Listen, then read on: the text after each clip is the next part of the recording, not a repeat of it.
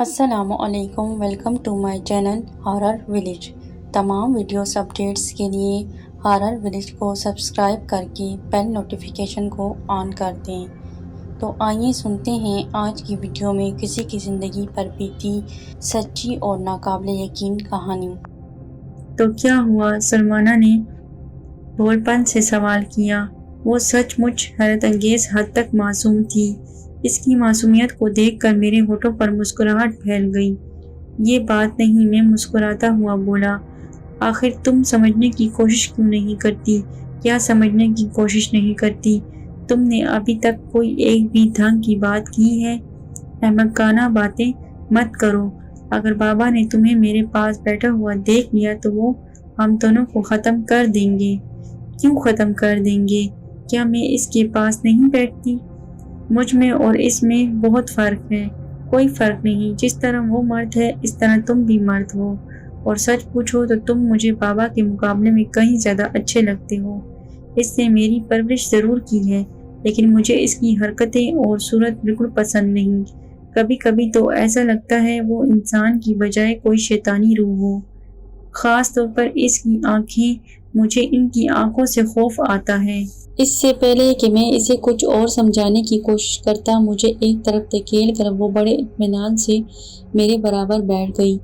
اس کی قربت نے مجھ پر ایک عجیب سی کیفیت طاری کر دی۔ مجھے اپنے جسم میں چونٹیاں رینگتی ہوئی محسوس ہو رہی تھیں، لیکن لمبا کی باتیں ابھی میرے ذہن سے نہیں نکلی تھیں۔ چنانچہ میں ایک جھٹکے کے ساتھ اٹھ کر بیٹھ گیا۔ ارے ارے، یہ کیا حرکت ہے؟ تم اٹھ کر کیوں بیٹھ گئے؟ کیا بابا نے تمہیں نہیں بتایا کہ ابھی تمہیں مکمل آرام کی ضرورت ہے؟ لیکن میں تمہارے برابر نہیں لیٹ سکتا۔ کیوں؟ کیا تمہیں مجھ سے خوف آتا ہے؟ سلمانہ نے حیرت سے پوچھا۔ یہ بات نہیں، اب میں تمہیں کس طرح بتاؤں کہ انسان فرشتے نہیں صرف انسان ہوتے ہیں، اور انسان کو شیطان بننے میں زیادہ دیر نہیں لگتی۔ پتہ نہیں تم کیسی باتیں کر رہے ہو، میں تو ابھی تک ایک لفظ بھی نہیں سمجھ سکی۔ آؤ میرے پاس لیٹ جاؤ، میں تم سے کچھ معلوم کرنا چاہتی ہوں۔ کیا تم مجھے اپنے ساتھ وہاں لے جا سکو گے؟ میں سوچوں گا، مگر خدا کے لیے تم مجھے پریشان مت کرو سلمانہ۔ میں اب تم سے ایک لفظ بھی نہیں کہوں گی، بشرطیہ کہ تم مجھ سے جھگڑنے کی بجائے خاموشی سے لیٹ جاؤ اور اپنی مہذب دنیا کے بارے میں دلچسپ باتیں بتا سکو۔ اور پھر اس نے زبردستی مجھے اپنے برابر لٹا لیا۔ رات کا وقت، تنہائی اور ایک جوان لڑکی کی قربت دل و دماغ پر بڑی تیزی کے ساتھ نشہ سا چھاتا جا رہا تھا۔ میں نے خود کو اس صبر انگیز نشے سے آزاد کرنے کے لیے بھرپور کوشش کی، لیکن اپنے مقصد میں کامیاب نہ ہو سکا۔ میرے جذبات بھڑک اٹھے، مجھ پر دیوانگی مسلط ہو گئی۔ میں نے اپنے کپڑے اتار پھینکے اور سلمانہ کی طرف دیکھا۔ وہ مسکرا رہی تھی۔ میرا حوصلہ بڑھا اور میں نے پوری طاقت سے اسے اپنے قریب کر لیا، اور ہم دونوں ہوس کے نشے میں ڈوبتے چلے گئے۔ اچانک جھونپڑی کے باہر کسی کے قدموں کی آہٹ سنائی دی۔ میں خود کو سلمانہ سے علیحدہ نہیں کر پایا تھا کہ لمبا اپنی مکروہ شکل کے ساتھ جھونپڑی میں داخل ہو گیا۔ مجھے اور سلمانہ کو اس حالت میں دیکھ کر وہ دروازے میں ہی کسی سنگی مجسمے کی طرح کھڑا ہو گیا۔ بہت خوب، اس نے تلخ اور زہریلی مسکراہٹ کے ساتھ کہا۔ بہت خوب، تو وہی ہوا جس کا مجھے ڈر تھا۔ تم میرے احسان کو بھول گئے، اور ایک جوان اور خوبصورت بولی بالی لڑکی کے قرب نے تمہیں انسان سے شیطان بنا دیا۔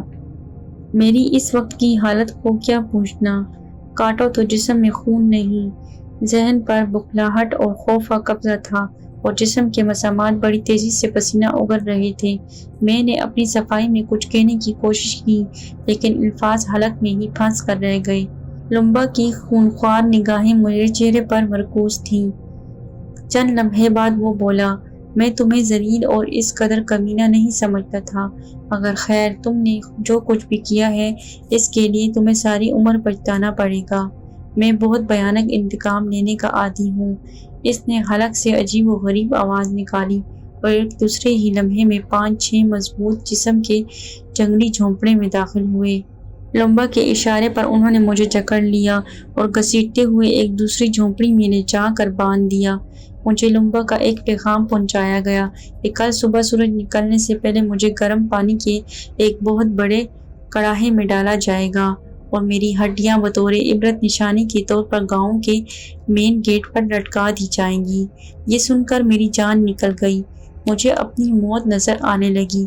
تمام رات یہاں سے فرار ہونے کے بارے میں سوچتا رہا، مگر فرار ہونے کی کوئی صورت نظر نہیں آ رہی تھی، یعنی موت یقینی تھی۔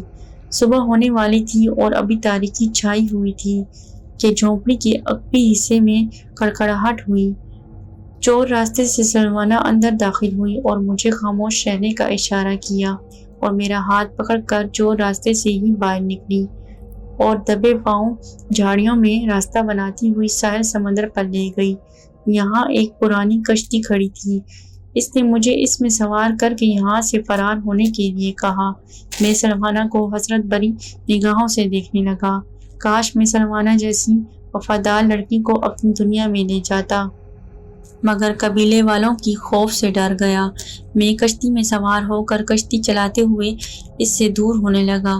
سلوانا ابھی تک ساحل پر کھڑی ہاتھ ہلا کر الوداع کہہ رہی تھی۔ میں کشتی چلاتے ہوئے سمندر میں آ گیا۔ اب ساحل نظروں سے اوجھل ہو چکا تھا۔ میری خوش قسمتی تھی کہ سمندر میں مجھے جہاز مل گیا اور انہوں نے مجھے جہاز میں سوار کر لیا۔ یوں میں اپنی مہذب دنیا میں واپس آ گیا۔ سلوانا اگر میری مدد نہ کرتی تو میں کبھی گرم پانی کے کھولتے ہوئے کڑاہے میں ابل چکا ہوتا۔ آج بھی کبھی تنہائی میں سلوانا بہت یاد آتی